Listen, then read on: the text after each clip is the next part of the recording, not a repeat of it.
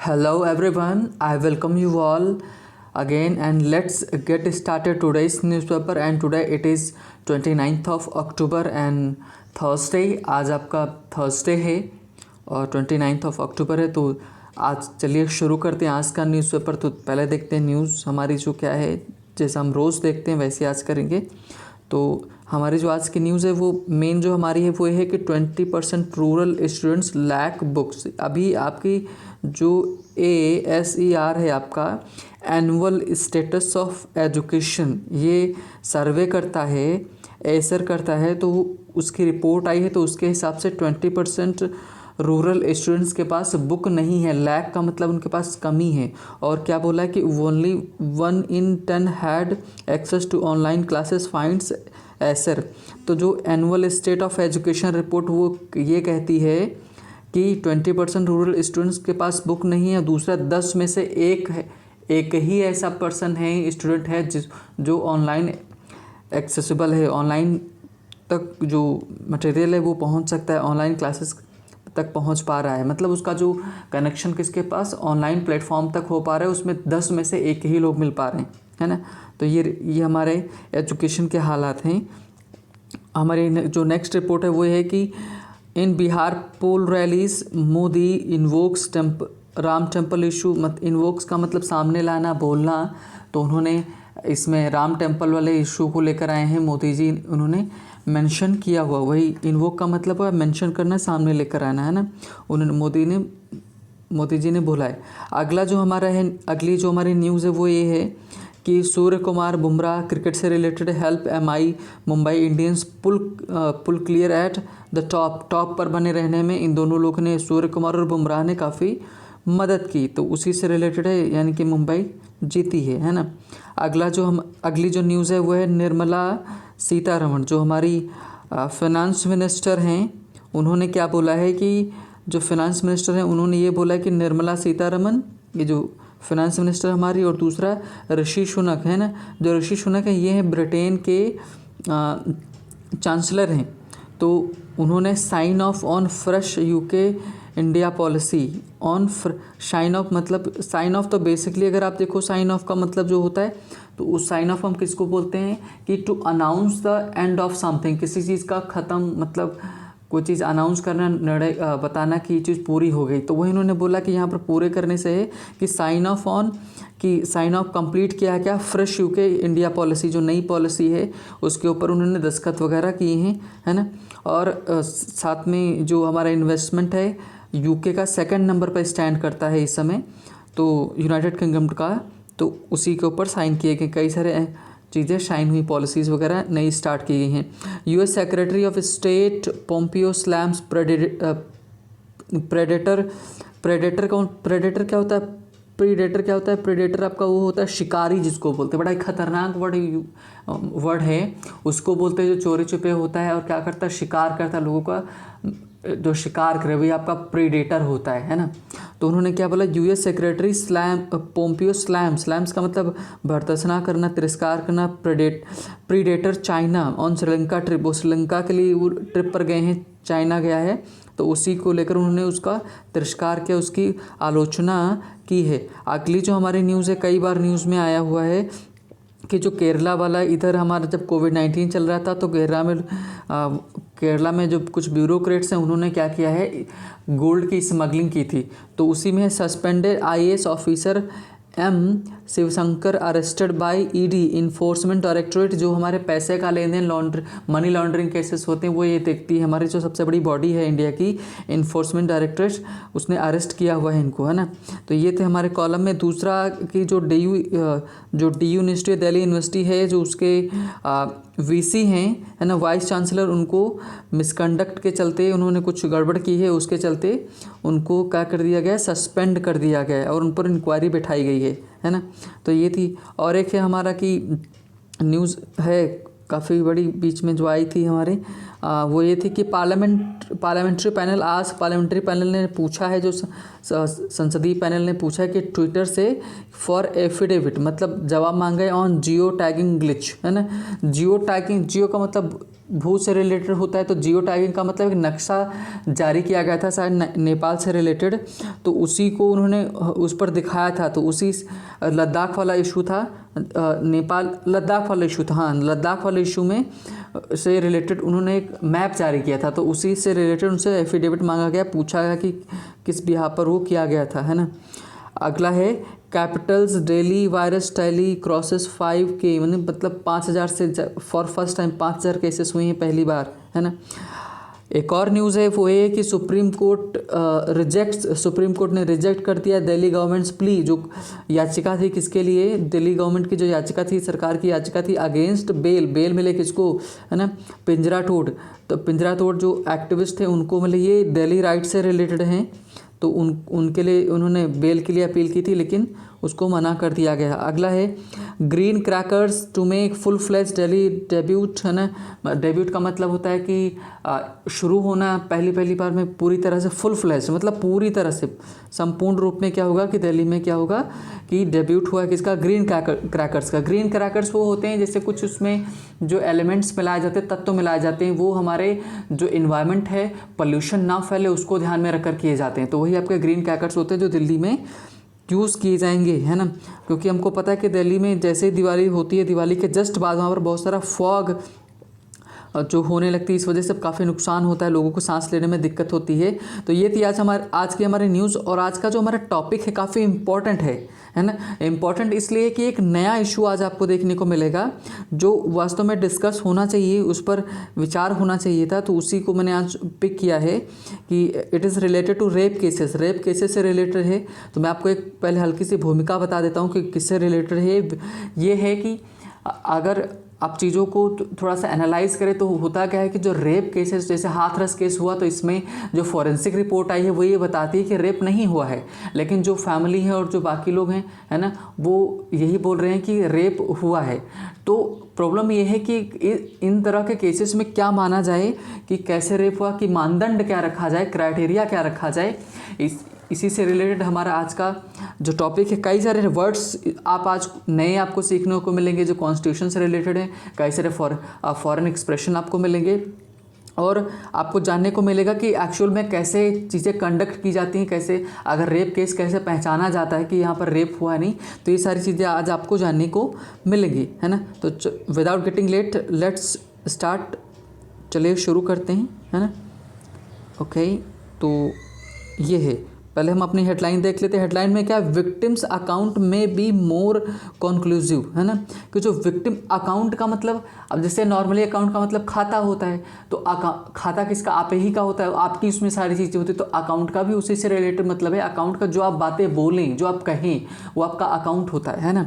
तो victims account में भी, विक्टिम जो भी बोलता है, विक्टिम का मतलब जिसके ऊपर क्राइम हुआ है वो, है ना। तो विक्टिम्स अकाउंट में भी मोर कंक्लूसिव का मतलब होता है निर्णायक, डिसिसिव, है ना, डिसाइडिंग, कि जो विक्टिम है, जो वो बोलता है, बोलती है, उसकी जो बात है उसको ज़्यादा निर्णायक मानना चाहिए, उसकी बात पर ज़्यादा भरोसा होना चाहिए दैन मेडिकल फाइंडिंग्स का मतलब जो मेडिकल में जो जांच में हमको प्राप्त होता है, बजाय कि उस पर ज़्यादा हमको भरोसा रहे, है ना। तो उसको कहना ये चाहते हैं कि मेडिकल में जो फाइंडिंग्स मिलती हैं, जो उसमें जांच जो भी निकल कर निर्णय आता है, उसकी बजाय जो विक्टिम होता है उसके अकाउंट, वो जो बोलती है, उसको निर्णायक ज़्यादा मानना चाहिए। दोनों को सुने, लेकिन फाइनल में किसकी महत्वता दी जाए, जो विक्टिम होता है उसकी बात को, है ना।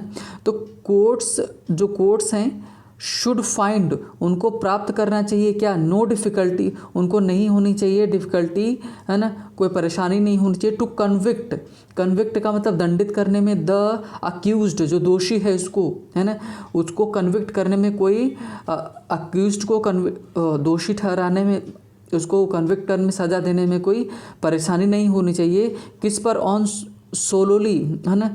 सोलेली का मतलब क्या होता है, सोल का मतलब होता है सिंगल, एक ही की। तो सोलेली on the survivors word, survivors का मतलब जो विक्टिम होता है उसके वर्ड पर अगर वो बोलती है तो उसके वर्ड पर डिपेंड हम हैं। तो कहना ये चाहते हैं कि उसी के वर्ड को मान करके ही डिसीजन दिया जा सकता है, ये कहना चाह रहे हैं, है ना, कि सज़ा दी जा सकती, कि जो सर्वाइवर बोले उसकी बात को मान लिया जाए और उसी के बेस पर सज़ा कन्विक्ट उसको अक्यूज जो है उसको कन्विक्ट कर दिया जाए, है ना, ये कहना चाह रहे। अब देखते हैं इसमें है क्या। तो आज का थोड़ा सा बड़ा है तो तेज पढ़ेंगे हम लोग, है ना, और देखेंगे कि क्या क्या है। तो चलिए शुरू करते हैं।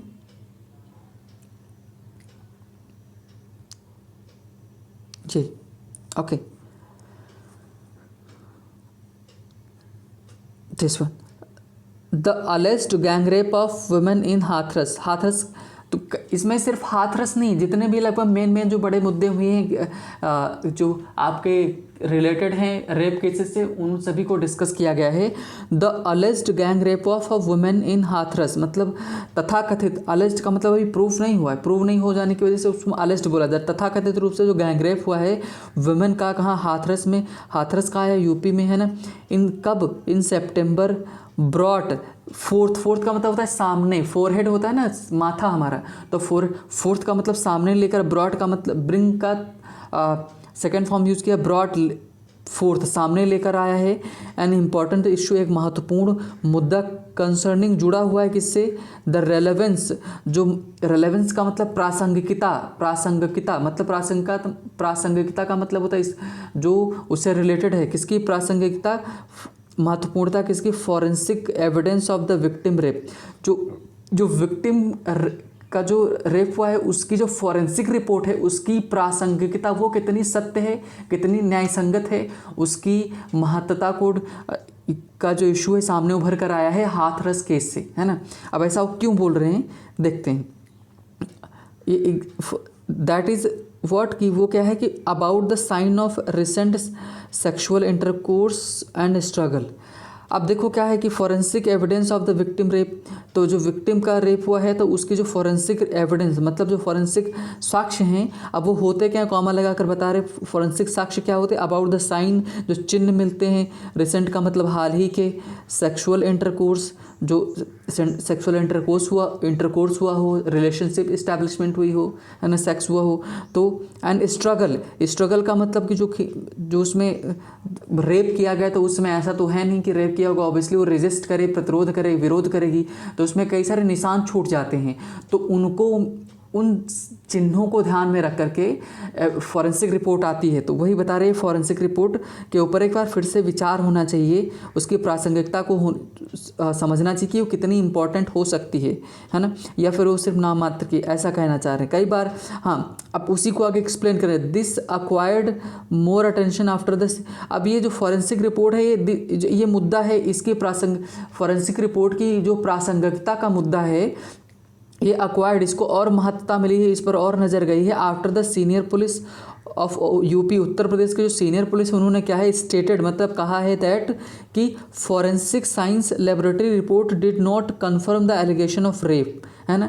जो एलिगेशन जो तथाकथित रूप से बोला है कि रेप हो उसकी पुष्टि नहीं करता है कौन, फॉरेंसिक रिपोर्ट। इसी वजह से क्योंकि हाथरस केस में जो फॉरेंसिक रिपोर्ट आई वो ये बताती है कि रिपोर्ट में कहीं भी ऐसे साक्ष्य नहीं मिले हैं कि उसका गैंग रेप हुआ हो या रेप हुआ हो, है ना, और जो फैमिली वाले हैं, जो बाकी लोग हैं, वो बोल रहे हैं कि रेप हुआ है, तो इसी वजह से इसकी प्रासंगिकता बढ़ जाती है कि ये न्यायसंगत है कि नहीं है, इस पर डिबेट होना चाहिए, चर्चा होनी चाहिए, है ना। तो इसीलिए ये चर्चा में आया हुआ है। आगे देखते हैं क्या है। अगला है सिंस, जब से the Hathras case is still under, since मतलब पता है कि हमको क्या, सिंस हम जानते हैं the Hathras case is still, अभी भी, स्टिल का मतलब अभी भी अंडर इन्वेस्टिगेशन है। Instead of commenting on it, जो राइटर हैं वो ये कहना चाह रही हैं, राइटर कहना चाह रहा है कि इंस्टेड ऑफ, बजाय कि हम उस पर कॉमेंट करें, है ना, उसके ऊपर हम कुछ बोलें, I will explain the legal, I will explain, मैं वो एक्सप्लेन करेंगी क्या, जनरल मेडिको लीगल स्टेटस, मतलब कि नॉर्मल मेडिकल जब होता है रिपोर्ट आती, फॉरेंसिक रिपोर्ट आती है, तो उसमें क्या क्या होता है उनके ऊपर वो बात करना चाहेंगे, है ना। Various judgements of the supreme court on this regard, जो सुप्रीम कोर्ट के कई सारे जजमेंट्स आए हैं उनके ऊपर बात करके कहना ये चाह रही कि मैं जो हाथरस केस है उसके ऊपर मैं कुछ बोलूँ, तो उससे अच्छा है कि मैं क्या, मेडिकल जो रिपोर्ट आती, फॉरेंसिक रिपोर्ट आती, सुप्रीम कोर्ट ने जो कई सारे फैसले दिए हैं उनके ऊपर वो बात करना चाहेंगी, है ना। तो उन्हीं को अब डिस्कस करना स्टार्ट करते हैं। चलिए, तो इट इज़ सरप्राइजिंग, ये हमारे लिए बहुत ही आश्चर्यजनक है, that doctors conducting medical examinations, जो डॉक्टर जो कंडक्ट करते हैं, शुरू करते हैं, रखते हैं क्या, मेडिकल एग्जामिनेशन ऑन विक्टिम, है ना, still use the word rape, है ना, अभी भी वो क्या करते हैं, रेप का वर्ड का इस्तेमाल करते हैं इन देयर कंक्लूजन्स, वो अपने जो निष्कर्ष निकालते हैं उसमें रेप शब्द का इस्तेमाल करते हैं, है ना।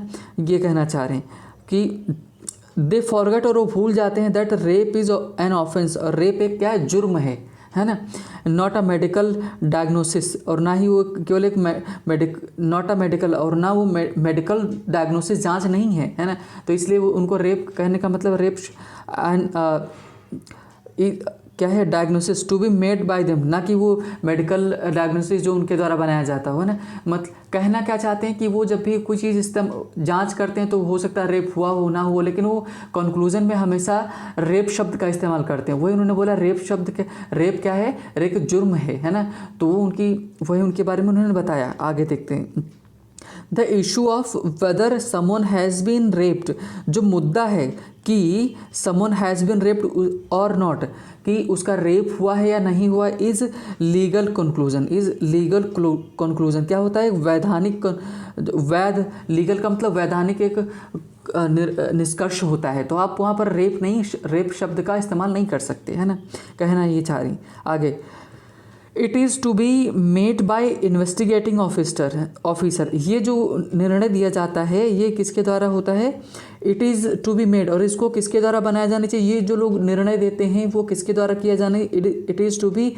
Made by the an investigating officer, जो इन्वेस्टिगेट करता है उस ऑफिसर के द्वारा किया जाना चाहिए, on complaint by the victim के द्वारा, अगर विक्टिम के कंप्लेंट करता है तो, है ना। आगे, the medical officer can only, medical जो ऑफिसर होते हैं वो कैन ओनली स्टेट, वो सिर्फ बता सकते हैं whether there is a evidence, जो साक्ष्य हैं, ऑफ रिसेंट सेक्सुअल एक्टिविटी, जो हाल ही में सेक्सुअल एक्टिविटी हुई है उसके, वो सिर्फ इतना बता सकते हैं कि हाल ही में सेक्सुअल एक्टिविटी हुई ही ना या नहीं हुई, वो सिर्फ इतना बोले, रेप शब्द का इस्तेमाल वो ना करें, है ना, कहना ये चाह रही। वो किसके पास अधिकार है, वो सिर्फ जो इन्वेस्टिगेटिंग ऑफिसर वो बता सकता है। एंड इंजरीज़ का मतलब जो अंदर इंजरीज़ हैं वो, है ना, और around the private parts of the victim, है ना, कहना वो चाहते हैं कि जो मेडिकल ऑफिसर होता है उसके पास सिर्फ इतना राइट होता है, वो इतना बोले कि जांच करे और पता लगाए, और वो इतना बता सकता है मेडिकल लाइन वाले शब्दों में कि जो प्राइवेट पार्ट्स हैं उसके अंदर इंजरीज़ हुई है उनको, या जो अराउंड आसपास हुई हैं इंजरीज उनको बताए, और बाइट मार्क्स की मतलब कि उनको काटा गया कहीं से, वो marks noticed in any part, किसी बॉडी के किसी पार्ट में जो बाइट के मार्क्स हैं, दांत से काटा वाटा गया है या जो नाखून से किया गया उसके जो निशान है वो, और द ऑफ द बॉडी के कहीं पार्ट पर अगर निशान हो, वो सिर्फ इतना बताए, है ना। बाकी का काम कौन करेगा, बाकी का काम जो प्रोसीजर होता है उसमें फॉलो होगा। तो कहना ये चाहते हैं कि वो, तो इसमें उन्होंने मेडिकल ऑफिसर जो रेप शब्द का इस्तेमाल करते हैं उसको उन्होंने मना किया पहले वाले पैरा में।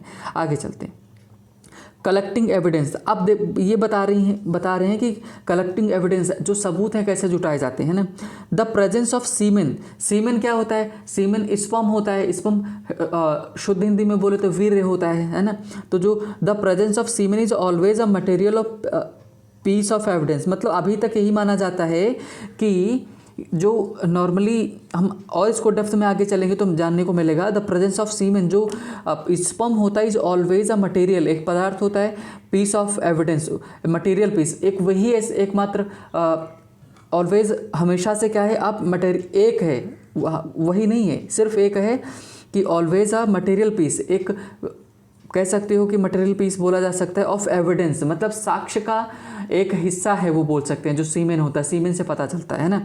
बट बाय नो मीन्स ये आपका एक्सप्रेशन होता है जिसका मतलब होता है कि एकदम नहीं, पूरी तरह से नहीं, बाय नो मीन्स कंक्लूसिव। कहना वो चाह रही हैं कि सीमेन को एकमात्र सहारा नहीं मानना चाहिए, एक साक्ष्य नहीं मानना चाहिए कि अगर सीमेन मिला है, जो वीर्य मिला है तभी रेप हुआ हो, है ना। इसके अलावा और भी बहुत सारी चीज़ें वो बताना चाह रही है ना। सीमेन क्या होता है बता रहे, सीमेन ह्यूमन बॉडी फ्लूइड, एक बॉडी का क्या होता है, एक द्रव होता है, इज ए सस्पेंशन, वो घोल होता है किसका, a single type of cell, एक तरह की सिंगल टाइप की सेल होती है नोन एज स्पर्मेटोजोआ। स्पर्मेटोजोआ का क्या होता है, एक सेल स्पर्मेटोजोआ एक सेल होती है, उसका क्या होता है, सस्पेंशन होता है ना। आगे the nucleus of the sperm, जो स्पर्म का जो न्यूक्लियस होता है, nucleus of the sperm head का जो न्यूक्लियस होता है कंटेन्स, उसमें क्या होता है, डीऑक्सीराइबोन्यूक्लिक प्रोटीन्स, है ना, कि जो आपका एक तरह से जो डीएनए वाला होता है तो डीएनए प्रोटीन होता है, तो डीऑक्सीराइबोन्यूक्लिक प्रोटीन्स होता है विच इज, जो कि यूज टू इस्टेब्लिश, उसी का प्रयोग किया जाता है establish the identity of the accused, है ना। तो सभी को पता है कि डीएनए से पता चलता है, तो डीऑक्सीराइबोन्यूक्लिक जो प्रोटीन्स होते हैं किसमें होते हैं, स्पर्मेटोजोआ में, उसी वजह से इस्टेब्लिश किया जाता है, उसी की वजह से पहचाना जाता है कि अक्यूज्ड कौन है ना। आगे the spermatozoa can be identified only for 72 hours, 72 घंटों में इसे पहचाना जा सकता है ना। तो इसीलिए बोला गया कि सिर्फ स्पर्म को नहीं माना जा सकता, सिर्फ सीमेन को नहीं माना जा सकता। सीमेन को क्यों नहीं माना, मान लो 72 घंटे से ज़्यादा हो गए या उस विक्टिम हुआ, उसको परेशान किया गया, उसको बंद करके रख दिया गया, तो 72 घंटे हो जाएंगे, तो कैसे पता चलेगा, है ना। तो वही कहना चाह रहे हैं। या फिर कई बार होता है विक्टिम्स ने अगर स्नान कर लिए और पानी का इस्तेमाल कर लिया, इन सबको कर लिया, तो सीमेन के चिन्ह खत्म हो जाते हैं, है ना। तो the spermatozoa can be identify only for 72 hours after sexual assault होने के बाद 72 घंटों में ही तक ही किया जा सकता है। And the likelihood of the it's presence after that is greatly reduced, मतलब अगर इसके बाद संभावनाएं, लाइकलीहुड, इसकी संभावना बढ़ जाती है कि अगर उसके बाद 72 घंटों के बाद अगर चेक होता है तो उसके संभावना बहुत कम हो जाती कि ये प्रूव हो पाए कि सीमेन वहाँ पर मिलेगा, है ना, या सीमेन से पता चल पाए। अगला देयरफॉर, इसलिए इट इज़ देयरफॉर, है ना, देयरफॉर का इट इज़ जनरली एडवाइजेबल, इसलिए ये सामान्यतः सलाह दी जाती है to collect evidence up to 96 hours, है ना, कि सलाह ये दी जाती है कि जो सबूत हैं जुटाए जाएं वो कब तक, 96 आवर्स तक, मतलब कितने, 96 घंटों तक, है ना। In case of victims is unsure of the number of hours, है ना, कि वो उसको पता ना चले, मान लो कि उसको पता ना घंटे ना गिन पाए, तो इसलिए 72 घंटों की जगह 96 घंटे लिए जाते हैं ना।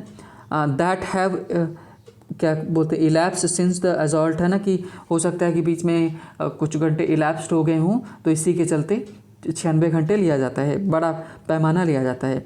हाउएवर, हालांकि इन सच केसेस, इस तरह के केसेस में, है ना, कि swab can still be collected, है ना। स्वैब क्या होता है ना, कि swab sample can be still be collected, उनको कलेक्ट किया जा सकता है फॉर आइडेंटिफाइंग सीमेन को आइडेंटिफाई करने में, है ना। Evidence on the outside of the body part, है ना, जो evidence on the outside of the body part, body के जो आउटसाइड पार्ट्स में होते हैं, है ना, उन वहाँ के जो साक्ष्य होते हैं उनको, and on material such as clothing, जो कपड़े हैं, can be collected even after 96 hours, कपड़े वगैरह जो बॉडी पार्ट के ऊपरी वाले, मतलब जो ऊपर बाहर रहते हैं, उनको आप 96 आवर्स के बाद भी कलेक्ट कर सकते हैं, है ना। द कोर्ट्स हैव क्लियरली, है ना, द कोर्ट्स हैव क्लियरली क्या है, आगे देखते हैं, है ना, examined, I think it is the courts have clearly, okay let's see, हाँ एग्जामिन, हाँ एग्जामिन है ना। Courts have clearly examined, court ने क्या साफ तरह से क्या जांच की है, किसकी, देखते हैं भी पता चलेगा, हाँ ओके,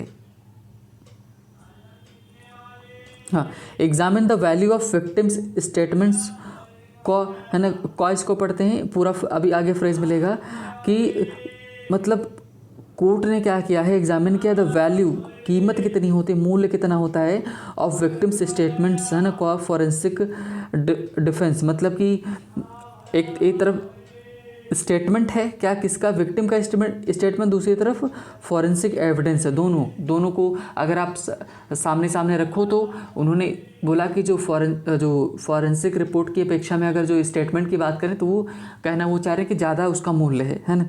आगे in Tukaram versus state of Maharashtra, ये केस है जो 1978 में हुआ था, तुकाराम केस जो स्टेट वर्सेस महाराष्ट्र, मतलब कि जो तुकाराम और जो यूनियन ऑफ मतलब सॉरी स्टेट ऑफ महाराष्ट्र, जो महाराष्ट्र राज्य के बीच में केस हुआ था 1978 में, उसका एग्जांपल दे रहे हैं। Also known as Mathura case. Mathura case, the accused policeman, जो पुलिस वाले इसी में अक्यूज थे। अब देखो क्या हालात हैं, अब हमारे रक्षक ही भक्षक बनेंगे तो फिर कैसे चलेगा, है ना।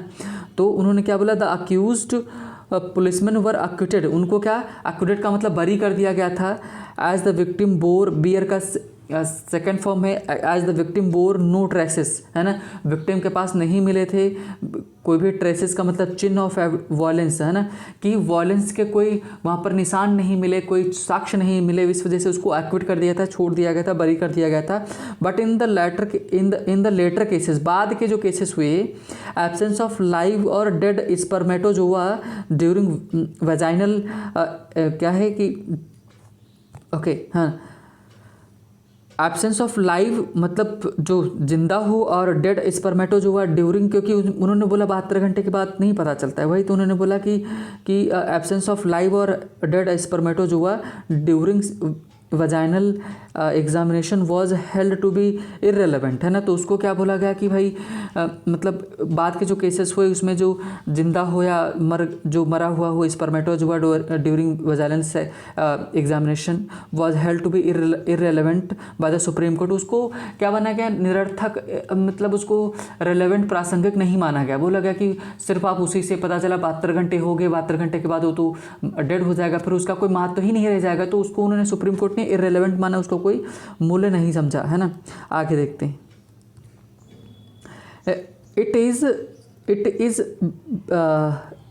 It is established now that injury is not a sine qua non. Sine qua non ये क्या होता है, साइन का नॉन आपका बोलते हैं, ये फ्रेज है, साइन का नॉन आप बोल सकते हो अनिवार्य शर्त, अनिवार्य शर्त, है ना। तो it is established now that, अभी माना जा चुका है कि स्थापित हो चुका है, that inquiry is not a sine qua non, है ना, कि मतलब एक अनिवार्य शर्त नहीं है for deciding whether the rape has been committed, मतलब कि कहना चाह रहे हैं कि इंजरी को अब सिर्फ नहीं माना जा सकता। It is establish now that injury is not a sine qua non for deciding whether rape has been committed, कि इंजरी अगर हुई है, कहीं चोट वोट लगी है, तो चोट को सिर्फ नहीं अनिवार्य शर्त के रूप में स्वीकार नहीं किया जा सकता कि रेप हुआ है ना। अब केस बता रहे कि इस केस में कैसे इसको प्रूव होगा कि अनिवार्य शर्त, सिर्फ इंजरी को अनिवार्य शर्त नहीं माना जा सकता। आगे है, इन स्टेट ऑफ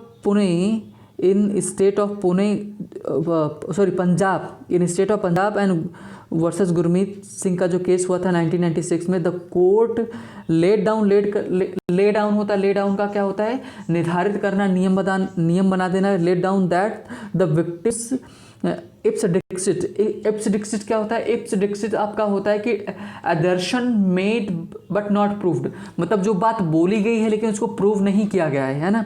तो जो the court laid down, court ने ये नियम बना दिया कि विक्टिम्स इप्स डिक्सिट, मतलब जो भी उसने बोला है ना, सिर्फ जो बोलने भर को अगर उसने बोल दिया है ना, इज सफिशिएंट, वो पर्याप्त है टू रिकॉर्ड कन्विक्शन को, जो जुर्म हुआ है उसको रिकॉर्ड करने में सफल, एंड नो कोरेबोरेशन इज नेसेसरी, कि कोरेबोरेट का मतलब होता है संपुष्टि करना, जांच करना, उसकी ज़रूरत नहीं है। तभी कहना क्या चाह रहे हैं, है ना, कि अगर किसी ने बोल दिया है कि उसका रेप हुआ है, वो सिर्फ असर्शन कर दी, बोल दी है, तो वही पर्याप्त है कि कन्विक्शन करने के लिए, है ना, कि उसको कन्विक्ट कर दिया जाए। नो कोरेबोरेशन इज नेसेसरी, है ना, कि संपुष्टि करने की आवश्यकता नहीं है। ये कब बोला गया, 1996 में पंजाब वर्सेस गुरमीत सिंह केस वाले में हुआ था ऐसा, है ना, बोल दिया गया, अगर वो कहने भर से मात्र हो जाएगा।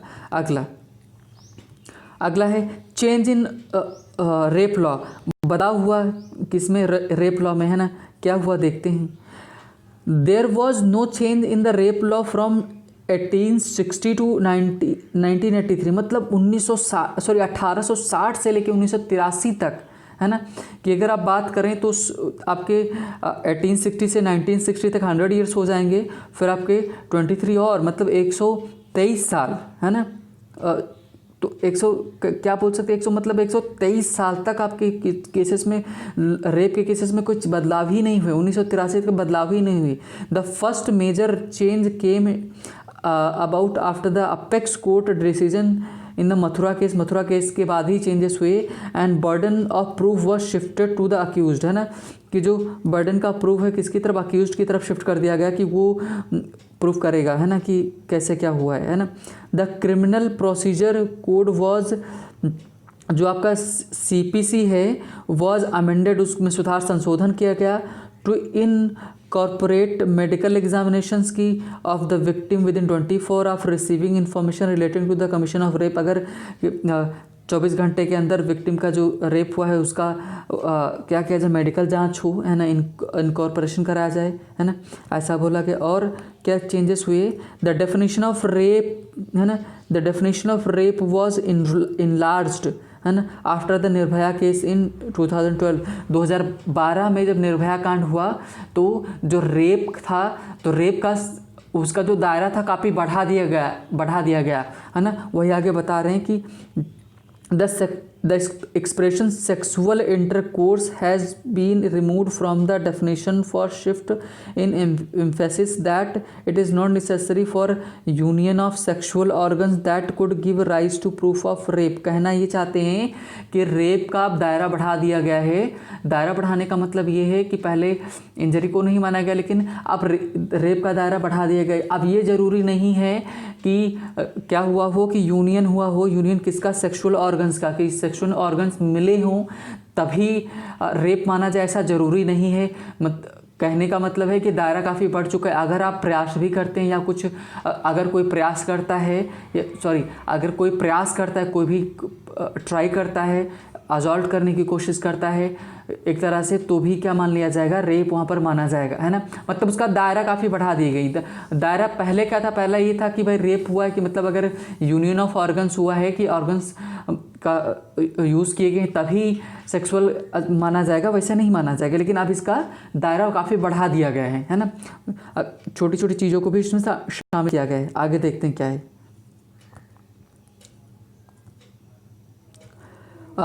There is no need to find out whether, अब ज़रूरत नहीं है ढूंढने की whether or not the women is inhabited to sex. मतलब अब हमको ज़रूरत नहीं है पूछने, मतलब प्राप्त ढूंढने की, क्या कि the women is an inhabited to sex, मतलब कि जो वुमेन है इनहैबिटेड टू सेक्स कि वो आदि तो नहीं। कहना क्या चाहते हैं, कहना ये चाहते हैं, मान लो कि किसी का रेप हुआ और हो सकता हो कि वो उसी एक दिन पहले मैरिड हो या उसने सेक्सुअल इंटरकोर्स किया हो, है ना।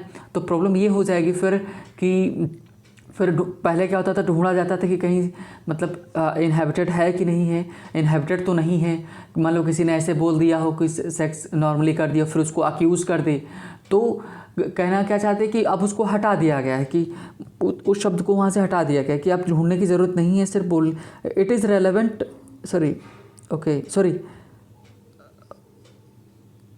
हाँ, इट इज़ इररेलेवेंट। और ये अब क्या है कि इररेलेवेंट है एंड इनएप्रोप्रिएट है टू रिकॉर्ड सच फाइंडिंग्स। अब इस तरह के जो फाइंडिंग्स है कि वुमेन आदि थी सेक्सुअल की कि नहीं, इन सबको ढूंढना ये सब हटा दिया गया है ना, कि ये सब फालतू की उन्होंने बोला है। आगे है, इट इज़ वेल सेटल्ड, है ना, that the testimony of victim in sexual assault case is vital, है ना, कि मतलब वाइटल का मतलब बहुत बड़ा रोल है किसका, कि उसकी टेस्टिमनी जो उसने बोला है, जो उसने रिकॉर्ड किया है, सबसे बड़ी टेस्टिमनी वही है ना, कि जो बोल दे कि वही होगा, है ना। आगे, अनलेस, जब तक ये देखो, अनलेस आपका क्या हो गया, अनलेस आपका आ गया, अनलेस देयर आर कॉम्पलिंग रीजन्स विच निसेसिएट कोरबरेशन, है ना, कि अगर वहाँ पर कई बार होता है कि झूठे आरोप लग जाते हैं, तो अगर उन्होंने बोला जब तक ज़रूरत नहीं है कि पुष्टि करने की, कि जांच की जाए, तब तक। अगर कई बार ऐसा लगता है कि नहीं, मतलब ऐसा नहीं है, जो एलिगेशंस लगा रहे हैं वो सही नहीं है, तब जांच की जाए,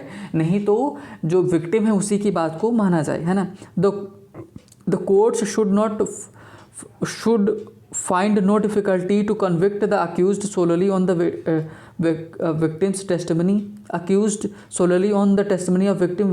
कहना चाह रहे हैं कि जो राइटर हैं वो कहना चाह रही हैं कि कोर्ट को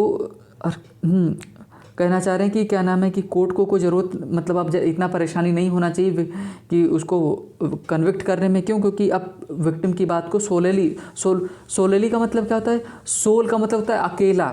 अकेली किसकी बात को मान लिया जाए? विक्टिम की टेस्टिमनी को ही मान लिया जाए, है ना, जो वो बोलती है उसी की बात को मान लिया जाए। आगे देखो, in the evidence is, if the evidence is reliable, अगर जो सबूत हैं वो रिलायबल हैं, conviction can be based on the sole testimony of the prosecutrix, है ना। प्रोसिक्यूट्रिक्स क्या होता है? जो प्रोसिक्यूटर होता है ना, एक तरह से जो फीमेल विक्टिम होता है उसका जो केस बोलता है उसी की बात को मान लिया जाए, है ना।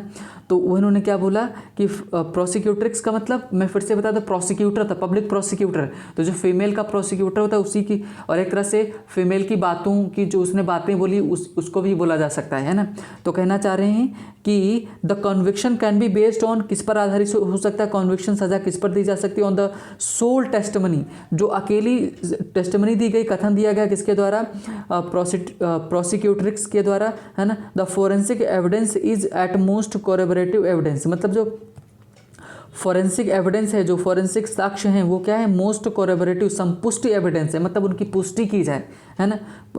नॉट कंक्लूसिव, मतलब निर्णायक नहीं हो सकते, उनकी जो वो मानी जा, मतलब उनकी जो संपुष्टि की जा सकती है, उसकी जो फॉरेंसिक रिपोर्ट आती है उसको, उसकी पुष्टि की जा सकती है, लेकिन उसको बेस नहीं बनाया जा सकता, उससे निर्णय नहीं दिया जा सकता, ये कहना चाह रहे हैं, है ना।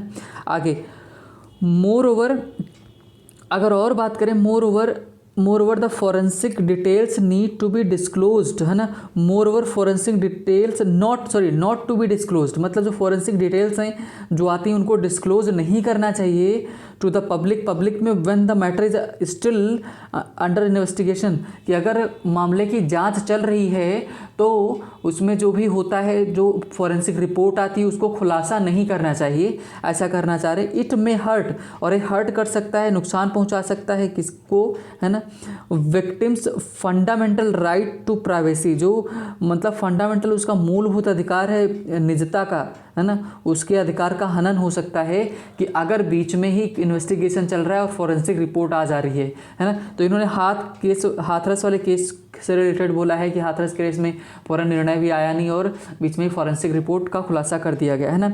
इसको लिखा किसने? RK Vij is a senior IAS officer in Chhattisgarh, है ना। इन्होंने लिखा हुआ, IPS जो ऑफिसर है उन्होंने लिखा है, पुलिस ऑफिसर, उन्होंने देखा होगा चीज़ों को, है ना, तो लिखा है। तो आई थिंक आपको आज कई सारी चीज़ें आपको जानने को मिली, नया जो इशू था वो आपको जानने को मिला। So thank you for watching the video.